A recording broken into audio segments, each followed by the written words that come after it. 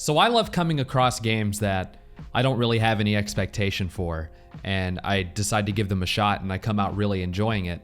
And Furi is one of those games that I bought on a whim after someone mentioned it to me, and I watched a bit of a boss fight video, and the combat looked like Hyper Light Drifters with the mix of bullet hell and hack and slash. And that really clicked with me in that game. So I decided to give Furi a shot. And it is really solid, but it is rough around the edges. There are some clumsy parts to this game. So it's a series of boss fights that are linked together by these walking sections, and that's where the story takes place.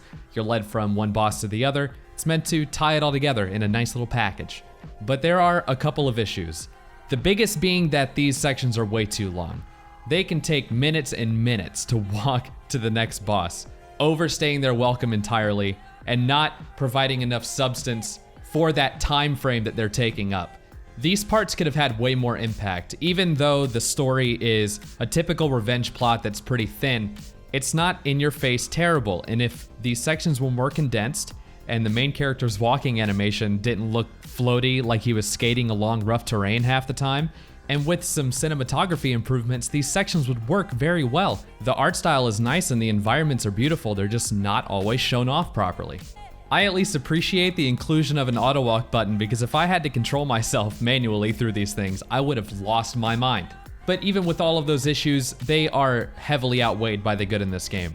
So how about I actually talk about the boss fights? I'm glad they decided to go for boss fights only, because as an indie game going for a niche role, they have to find a thing to execute and execute the hell out of it. So they have a distilled moveset, and then they vary up the combat through the character design in the bosses. The person behind that being the creator of Afro Samurai, which you may have noticed with all of the wacky hair shit going on. Now, the difficulty in the game definitely comes from positioning and timing, so only having 4 moves to your ability set keeps you from being bogged down by inputs, which is good because the game isn't easy, but it's not impossible. I personally thought the difficulty curve was nice. The attacks are telegraphed very well. The color contrast with the projectiles and the area attacks don't leave you guessing. You can make enough mistakes to get a feel for attack animations, with plenty of chances to restore health with parrying melee attacks, shooting a certain projectile in order to get a pickup, or completing a phase. I even beat a couple of bosses on my first try.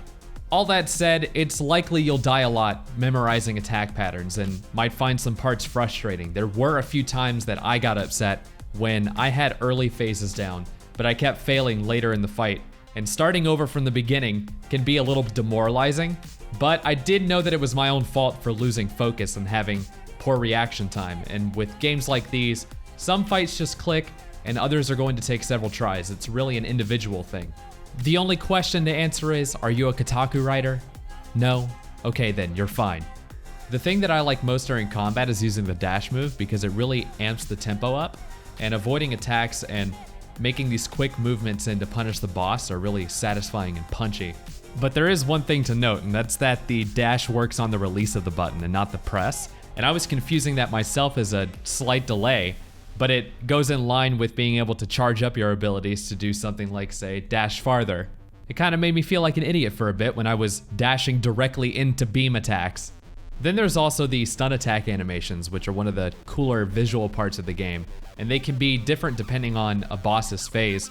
And the second boss is a pretty good example of that, but there are some bosses that don't really have variety in these animations. They have 1, maybe 2, and if you find yourself repeatedly dying and redoing a fight, they might wear themselves out.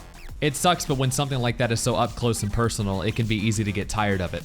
And that also makes the boss dialogue another victim of having to restart a fight. One more small criticism that I have is that I'm not a fan of games that lock higher difficulties behind game completion. But at least in this case, I think the default difficulty is the right one to play on your first go. And with the structure of the game being built around score attack, they have a speedrun mode that unlocks after you beat the game, and then there's also a practice mode, so multiple playthroughs are definitely encouraged. Now I get to talk about my favorite part of the game, and that is the fucking soundtrack, which is really thick, delicious icing on the cake. It seals the deal for me on the game. The soundtrack carries so much weight of the overall experience and gives the fights way more intensity and excitement. The game would probably be lost without it. I would recommend a listen even if you have no interest in playing the game. So, in the end, my feeling is Furi is open to criticism, but it's solid where it counts, and it has its heart in the right place, and I would very much recommend it to anyone who's interested in the genre. Well, that's all I gotta say, so thanks everybody for watching, and I'll see you later.